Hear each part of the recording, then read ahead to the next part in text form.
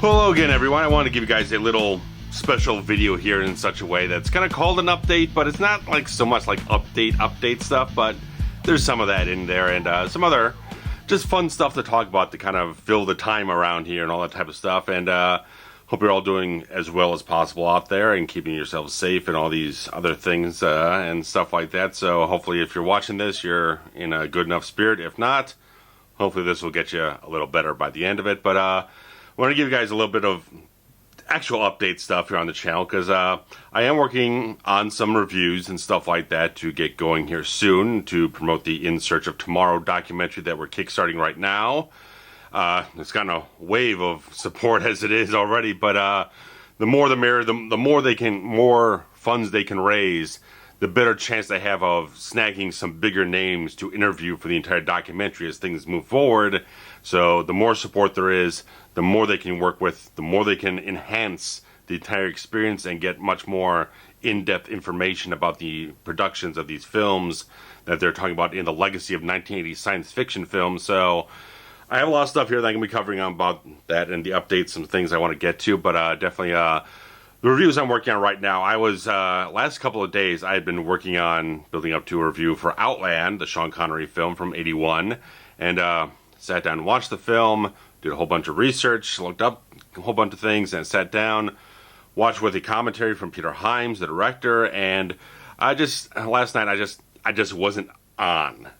Whatever it was, I just kept being a little too distracted by other things, had too much of my mind divided between too many things. I was kind of not focused. So I tried shooting it last night, and it just didn't go along. It just didn't get into gear to get anywhere at all, really. I just shot like the opening 15-second intro to the thing, and I never got further than that because I just wasn't clicking into place in my head.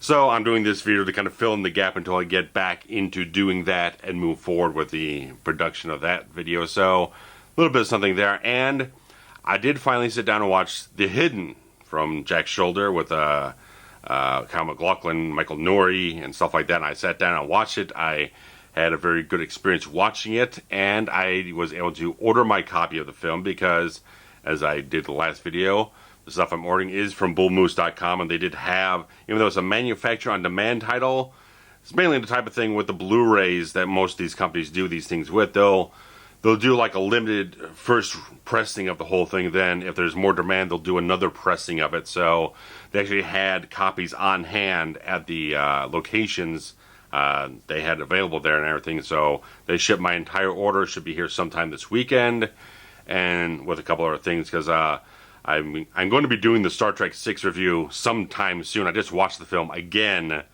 yesterday after I watched it. Because there's 3 different cuts of the film, which I'll definitely get into whenever I get to that video. But I watched, a couple weeks ago, I watched the version that's on the Special Collector's Edition DVD where they kind of opened up the aspect ratio because they shot it on Super 35mm. So Nicholas Meyer, he kind of opened up the framing of the film for that DVD release and did a few extra enhancements to what was already previously released on home video, which was a special extended edition. Did a few more refinements in his cuts and all that type of stuff. So that's the version I watched a couple weeks ago. Last night I decided to put on the theatrical cut, which is on the 2009 Blu-ray and DVD release. So there's one more thing to get to, is that original home video version whenever I get to the process of it. I'm just sitting down watching it because I wanted to watch it again. So I just had the inkling for it. But point being, somehow, someway, they had a very cheap used copy of the soundtrack from Entrada. And I've been wanting to get this thing for a while, and it's like $25 new. And the fact that they had it for so cheap is like, okay, the UPC matches up with what the actual thing is on Entrada's website. So I ordered it. Hopefully it is exactly what I thought it is. If not, I'll have to deal with that. But regardless, hopefully they were just selling it super goddamn cheap, and that's the case. That's a win for me. But so that's coming along there. So I'm mainly ordering stuff for the channel, videos I want to produce. So that's the main thing. So there's at least a turnaround here of what I'm ordering and spending some money on and putting back into what I'm actually doing instead of just splurging on random shit. So it's actually stuff that's going to flow mostly back into the channel here somewhere. But regardless of that, I was talking about Outland, The Hidden, Star Trek VI. But yeah, I ordered my copy of The Hidden on Blu-ray. So I'll have to get into, after I wrap up this whole thing with Outland, I'll get into listening to the Jack Shoulder commentary on that, and there's like a some sort of special effects featurette or something like that, or behind the scenes montage of stuff. Regardless, I've heard the Jack Shoulder commentary is very enlightening, and there was an episode of the Projection Booth podcast several years ago, maybe about 4 or 5 years ago, something like that, where they covered The Hidden, and they also interviewed Jack Shoulder. So there's a few minor beats and pieces I have vaguely in my head. I know there's one thing where I believe Claudia Christian, who I'm getting to in something else I have here, that she was kind of a chore to work with, a real goddamn chore to work with on the film, but very interesting stuff that I'll be getting to in due time, but obviously just waiting for that and wrap up all the other things. And it's one of those things that I've been on this long stretch of days off since Saturday, and I'm just kind of gotten into this sort of, this is my last day before I have to go back to work. I'm still working on a reduced schedule, but I finally got to the point, it's like, I can't exactly tell you what day of the week it is. I keep thinking it's Thursday, it's actually Wednesday. So I get it, people. I really do get it. So you just, if you are like me, who's trying to do things and kind of maintain a semblance of basically what I do every day anyway, so I don't tend to go out a whole lot of places. I usually just go out and shop and maybe grab lunch somewhere, but regardless of that, I tend to just kind of stay at home and watch YouTube videos most of the time anyway. It still got into a bit of a monotonous malaise of sorts, but anyway, so that's what's going on there with the review videos. Outland, The Hidden, and some other little things. Star Trek 6 is going to happen sometime soon. It's going to happen sometime, probably sometime next month. I don't know. I just want to really get to that film regardless. Even though I just did Star Trek 5, I just kind of really want to get to 6. It's a really good film. I really want to talk about it. So we'll see how things kind of feel their way out as I go along and produce one video after another and see how things land.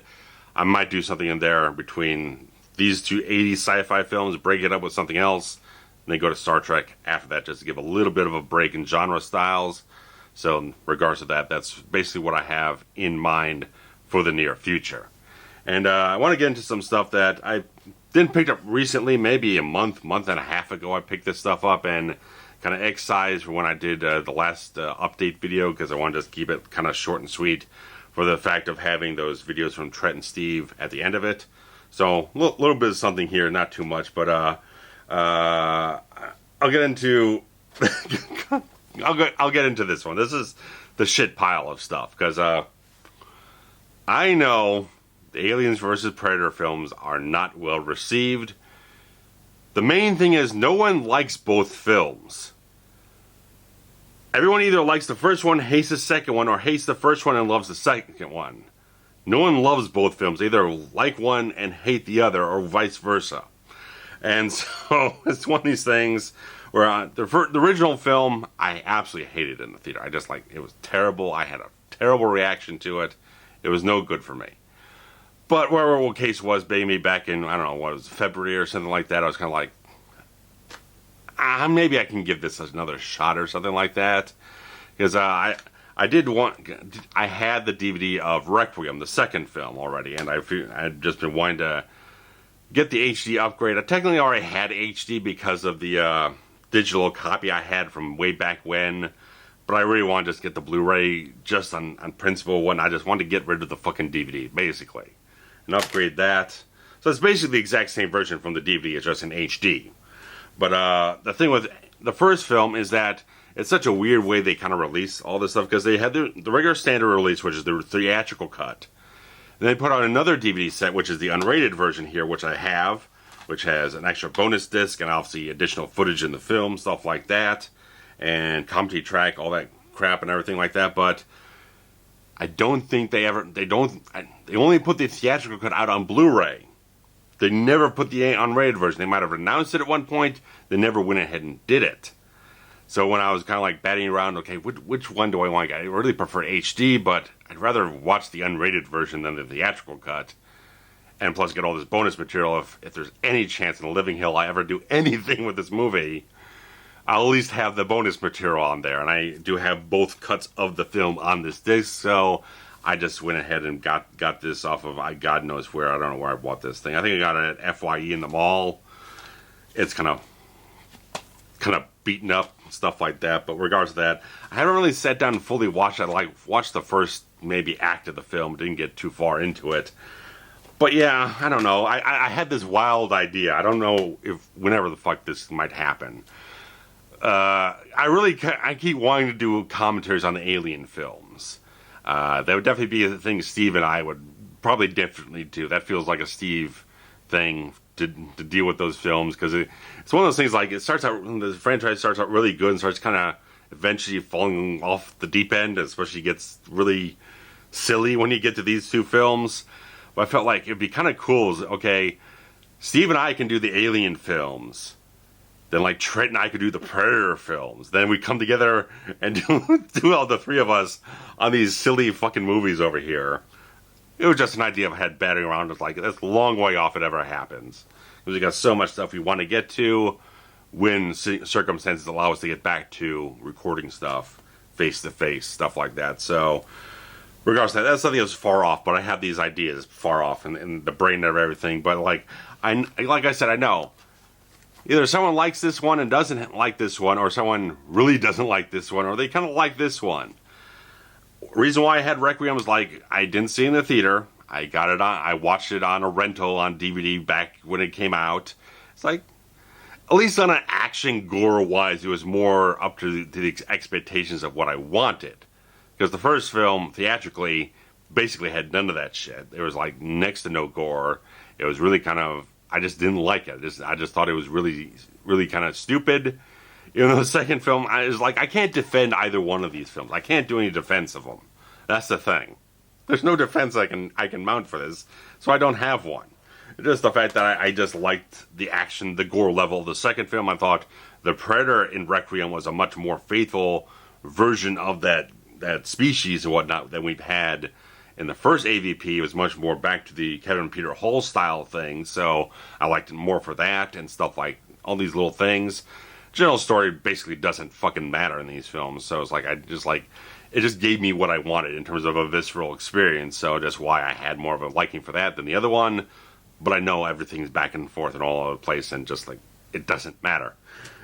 But some of the stuff I picked up, like, again, maybe a month and a half ago or something like that, when I was getting a little burned out on streaming services. I was like, I'm just tired of, like, paying every month to watch things, and sometimes I'd pay for a month and I barely watch anything, stuff like that, or I just got a little tired, so I really kind of just decided to get the long story here in regard to this, but these are the Netflix Marvel series of season 1 of Jessica Jones and the first 2 seasons of Daredevil, which obviously superior quality in terms of bit rates, all the different types of stuff, and versus the streaming versions you're going to get.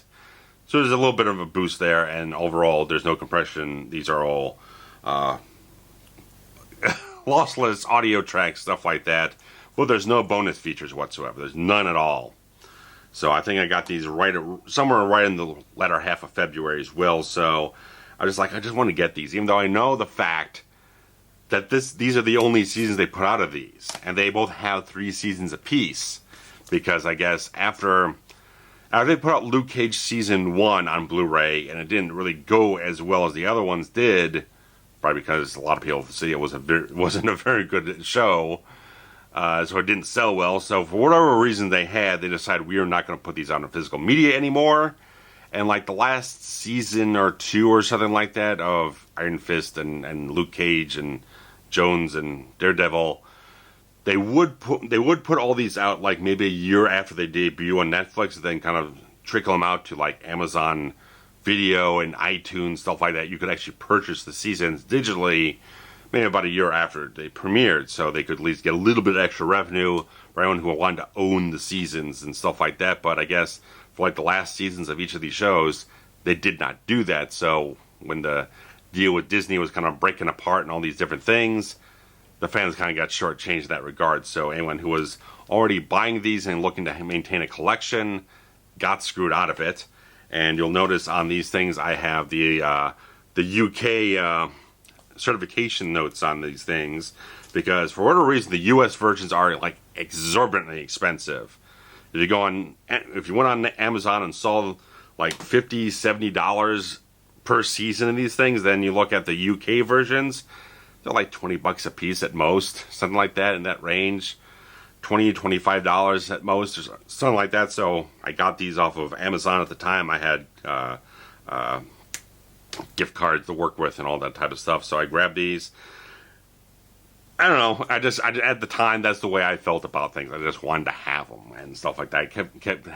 Like I said, I was being a little burned out. Like, if I want to watch the series, I gotta pay for it again and again and again and again. And just like I got tired of it, because like with Star Trek: The Next Generation, I had a Hulu subscription for years just to watch the HD versions, and I got like 2 years ago, why am I bothering with this? I'm just gonna buy the fucking seasons.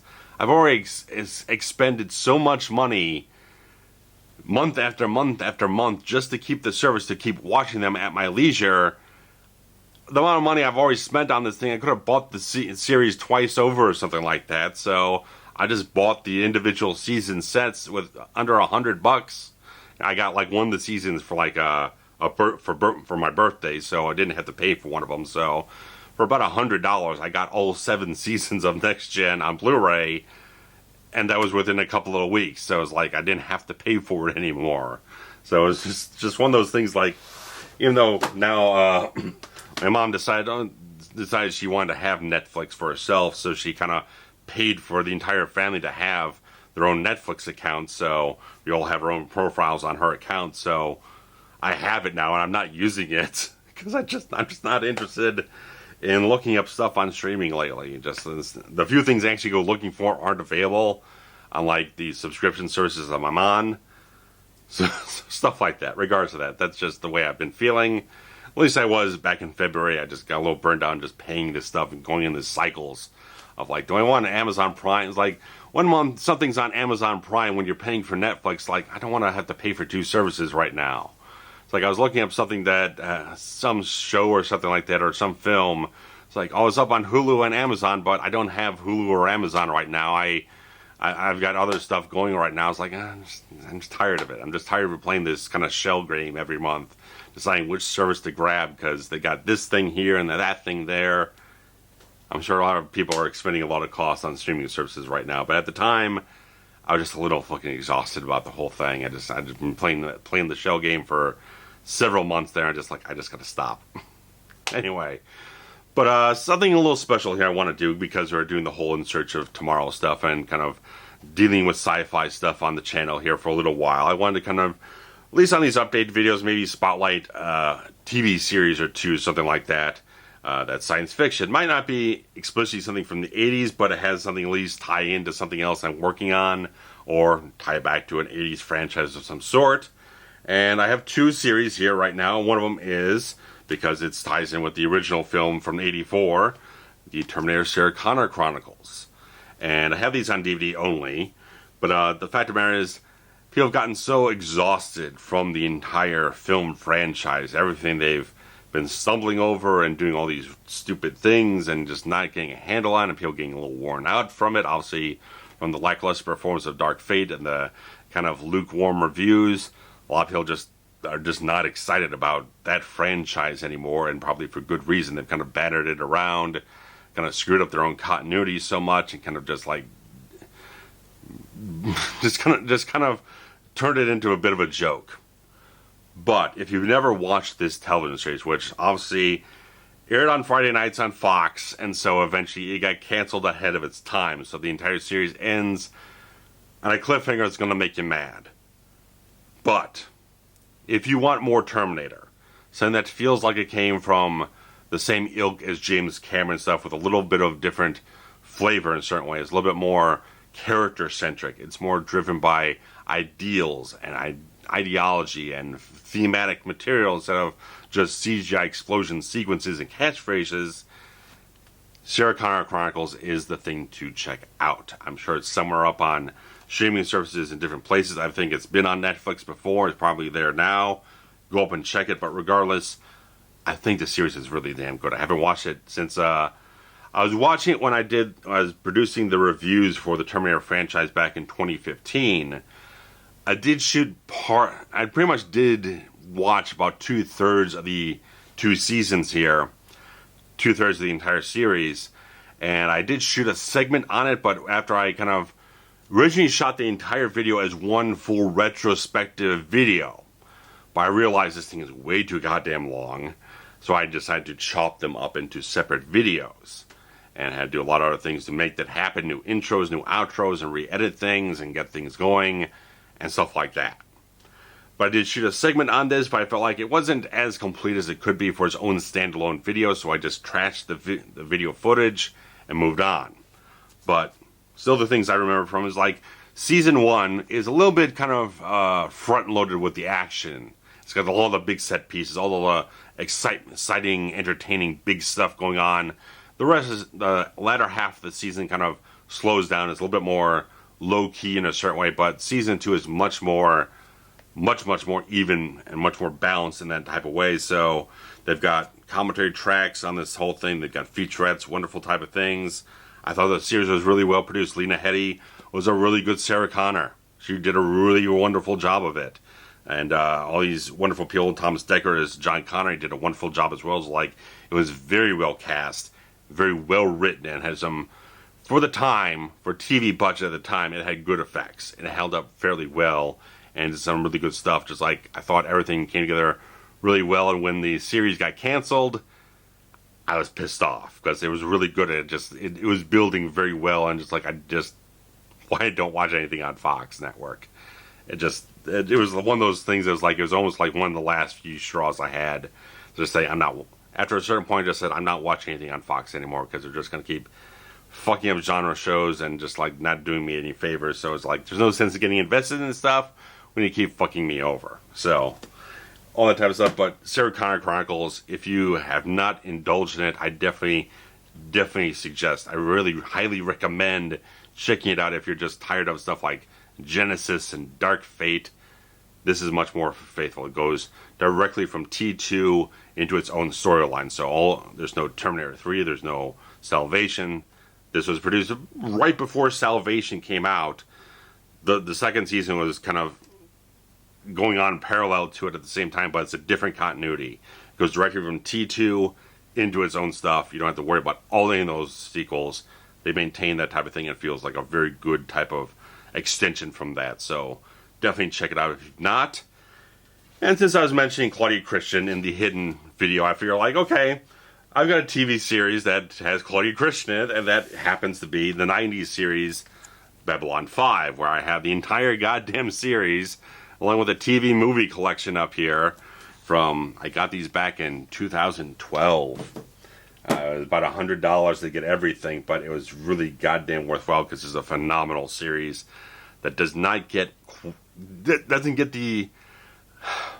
the treatment it deserves. Because there's a whole bunch of things that you can look it up on J. Michael Straczynski's Twitter. He's talked about at length for the last couple of years about all these different things he's had dealing with Warner Brothers and them not giving an inch about letting him do other projects with Babylon 5 and not treating the series with enough reference to give it a proper remaster or a new transfer or something like that, because there's problems with these transfers where they took them from... They went from NTSC to PAL and then took the PAL versions to make the DVD version, so they had to reconvert it from PAL over back to NTSC.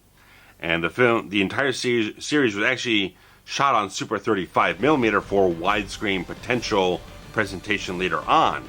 So he knew widescreen TVs were coming. He wanted to be able to shoot it for that format, as well as the standard 4:3 format at the time the entire thing was being broadcast. But none of the CGI special effect shots were produced in widescreen. They were only produced in 4:3. So the problem became when they were doing these DVDs that they had one NTSC to PAL back to NTSC, and then they were taking all these things and putting the actual live action footage in widescreen, and then stretching or zooming in the special effects shots in the series to fit the 16:9 presentation. So it was such a mess of a certain way. But it was like, I hadn't watched the series in so long. I just had a couple of VHS tapes. It really never ran in reruns anywhere really. So I just got interested in it, and I put down the money back in 2012 to grab these, and I've rewatched the series time and again, and it's like, it's such a wonderful fucking series that it was so much of a precursor to everything that really kind of have today, with big, deep mythology, series long story arcs, all these different things. Everything plays out as like a 5-season sci-fi novel in a certain way. Every season is another chapter in this overall arc of the series. So that's the way Straczynski kind of plotted the whole thing out. Had to do a little adaptation, a little kind of ways of kind of having these little sort of character trapdoors in case there was an actor who had to leave the series and he had to write them out and bring someone else in, stuff like that. So there's some place where he had to kind of compromise and kind of just be a little bit on the fly in terms of readapting the stories here and there, but he pretty much plotted the whole thing out from start to finish. Had so many things planned in advance from the first episode all the way to stuff that doesn't pay off to like season 4. So he had all these wonderful things that people are so very enthusiastic about now, with how these genre shows are kind of told and kind of structured, and how this stuff, it was very much a thing so ahead of its time.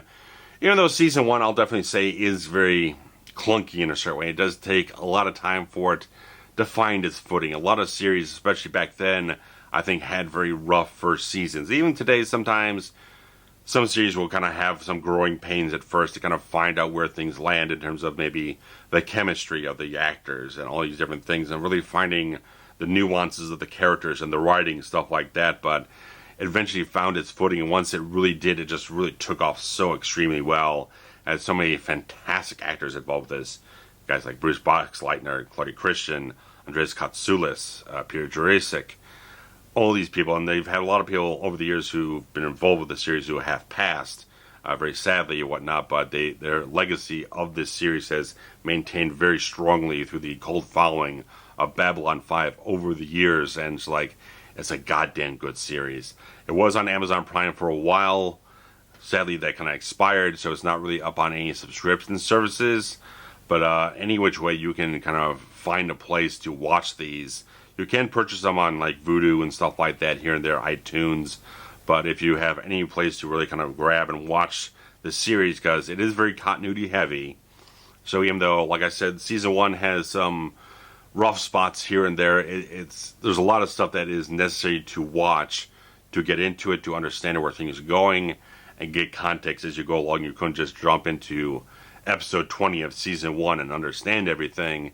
You need a little bit of context going into it. So there was the original pilot movie was called The Gathering, which has a lot of changes made to it after that for the series proper. A lot of sort of makeup alterations they did, and the score got changed. They kind of did a special edition version where they updated the score for the regular series sound and everything, because originally had Stuart Copeland, who was with the Police and stuff like that. He scored like Highlander 2, did the score for the series The Equalizer, stuff like that, and he was eventually replaced by Christopher Franke from Tangerine Dream, who did scores for like Thief and Risky Business and wonderful type of films all over the place in the 80s. So just a phenomenal series. Just like, it's so rewarding, even though if you get into the series, there's a lot of stuff to get into in the background, the whole thing to kind of get into about production things, and how season 4, they thought they weren't going to have a season 5, so they had to kind of double up the pace of the series to get some storylines wrapped up, and then season 5 has loose threads and doesn't quite have as much meat. So it's very interesting. It's well worth your time. Especially, even though, like I said, it really hasn't got the treatment it deserves in terms of the presentation it could have. It's a really phenomenal show. I really think it's well worth your time if you're into sci-fi stuff, and definitely stuff that has a very strong arc to it. Just mythologies and deep backstories and emotion, kind of almost a space opera of sorts. This will hit the mark. Like I said, it's a really good thing, even though there's not an HD version available, and the quality might be a little dodgy here and there. Sit through it, get into it as they move along, especially get to season 2. The production quality improves, all these different things just peak up, and they have a much more consistent flow going through the rest of the series. So definitely get on it if you haven't got onto it. But wonderful type of things. So hopefully you guys got a little bit of something out of that. And I'll be back in due time with some proper reviews, and I'll try to interlace things with a little bit of stuff like this. So hopefully you guys are staying well. I'll see you around soon, hopefully. So take care. Bye-bye.